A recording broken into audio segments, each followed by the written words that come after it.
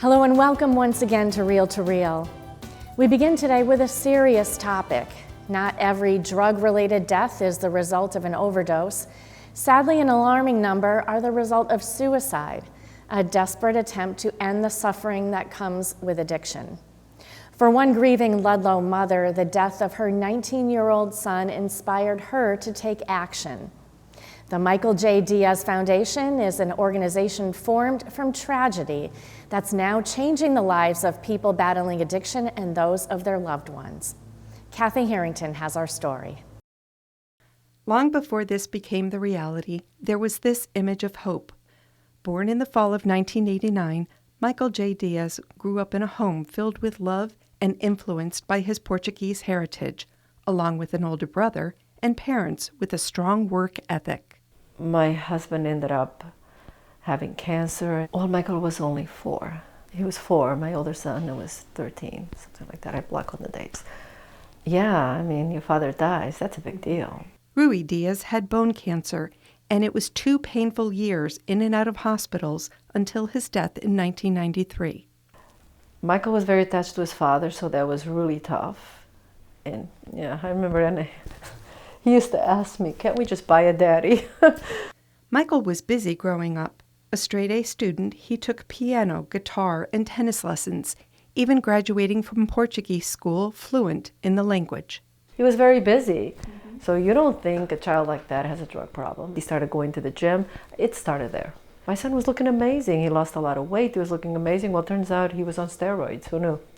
Graduating 3rd in his class at Ludlow High School, Michael headed to Boston to Northeastern University to study engineering. He went for a semester.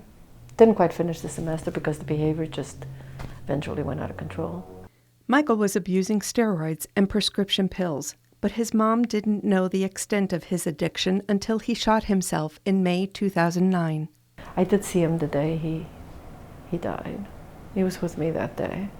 And he wanted to change, and he was ready for, by then I knew that was a huge problem. I just didn't realize the extent of the problem. Grace says Michael was shooting up massive amounts of steroids. He was also using OxyContin and oxycodone. He looked amazing, so he never looked like a drug addict. He never looked like he was on opioids because he was on steroids. Calling herself naive, Grace started asking questions, coming to understand the scope of the town's overlooked drug abuse problem. After driving a young relative to a sober house in Worcester, Grace decided to take action. When I saw that sober house, I'm like, nah, we treat our animals a million times better than we treat these guys. They were somebody's baby. That's somebody's child.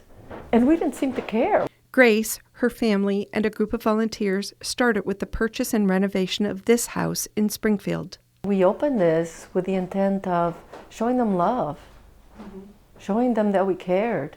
And these guys were just so open to it. We've never had anyone leave any one of our houses to say that what we do for them hasn't changed their lives. Even if they go back and use, which is part of this disease, right? The Sober Living House, named for Michael J. Diaz, opened in 2016 for those in early stages of recovery. The next year, Sean's Place, a social model transitional residence, opened its doors. It's the next step after Michael's house. And in 2020, Christian and Brian's house opened. It operates in the same manner as Michael's house, all 3 providing the community, structure, and support needed to keep the residents focused on their recovery. It's a lifetime of living that moment to moment, and hopefully in time that moment to moment becomes hour to hour, and maybe then day to day. Patrick Hamill is working on his sobriety, 3.5 years now.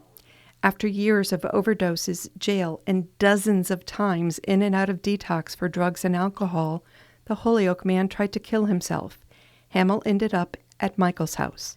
So I went there and, man, welcome with open arms, and like the men in that house and the director at the time, Mike Broussard, I love that man to death. Like he had more faith in me than I had faith in myself at that time. And that's where my recovery started to blossom and take off. Hamill focuses on the future, how he can make his life more successful.